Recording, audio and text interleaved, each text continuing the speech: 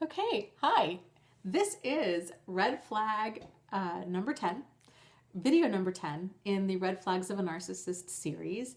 Red flag number 10 is big ego, which probably is not a big surprise.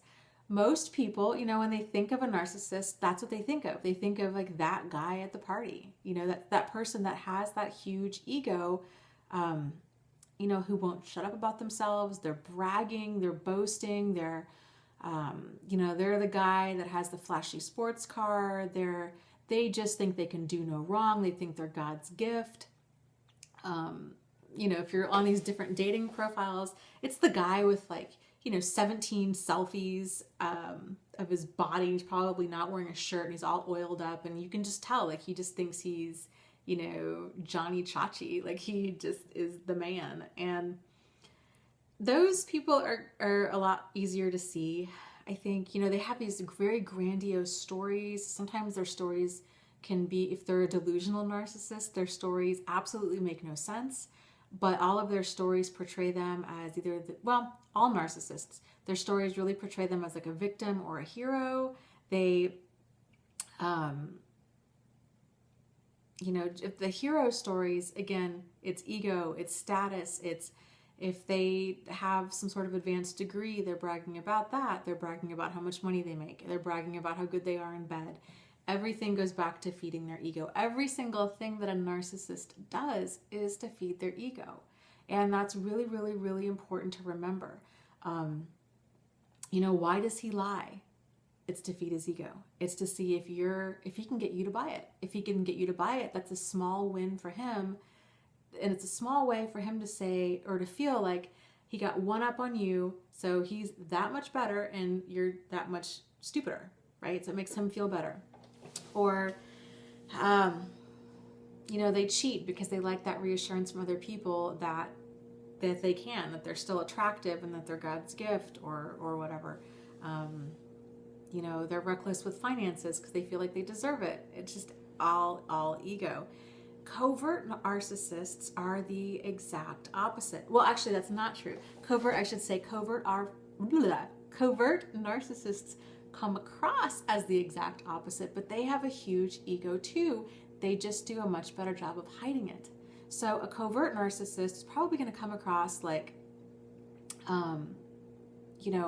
they are very kind, they're volunteering, they're humble, they probably active in their church. They might come across as, a fantastic father or husband or both, or there's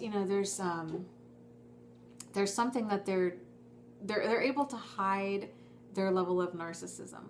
And I know for me, when everything hit the fan with Jack, my first covert narcissist, when I found out about his whole double life, I was in this absolute panic because within like a 72-hour period, I found out all of these lies, all of this craziness. I had no idea it was there. I wasn't hunting for information. I wasn't Googling things.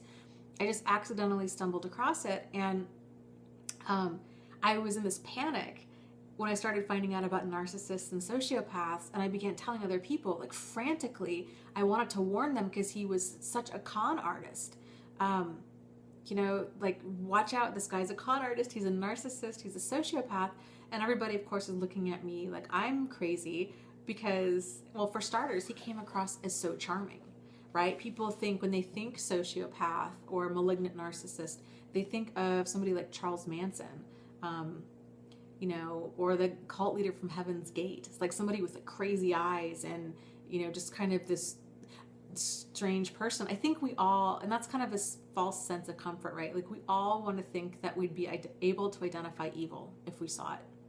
And the reality is that evil most oftentimes comes in the best wrapped packages, as it did with Jack. And he was humble. He was the best neighbor. He would plow our neighbors' driveways in the wintertime, and he would check in on their dogs, and we would take long walks at night, and he was so good to me. I don't think I would have believed anybody had they told me that was their dynamic with him, because he was absolutely that charming. He came across as the anti-narcissist, he really didn't come across like he had an ego at all. So either way, you know, if a narcissist is easy to spot like that, and they're very grandiose, and they're telling these, you know, these huge stories where they're the hero, and, you know, thank goodness they were there because they saved the day, and, you know, everybody that they work with is an idiot, and they're this genius, and it's grandiose, that's a huge red flag.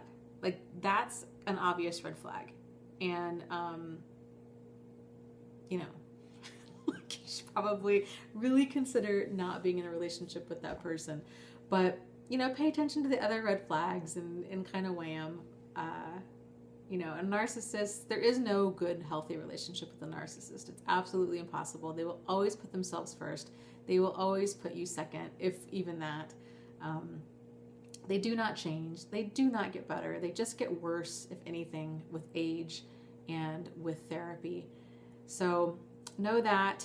If you have any questions, comments, concerns, frustrations, ideas for videos, you just want to say hi, contact me. You can chat me up through YouTube down below, or you can chat me up on my website, which is narcissistsupport.com, or on Facebook, which is also called Narcissist Support. So I will see you there. Take care, and stay tuned for red flag number 11, which is status items or very concerned about appearances. Okay, thanks.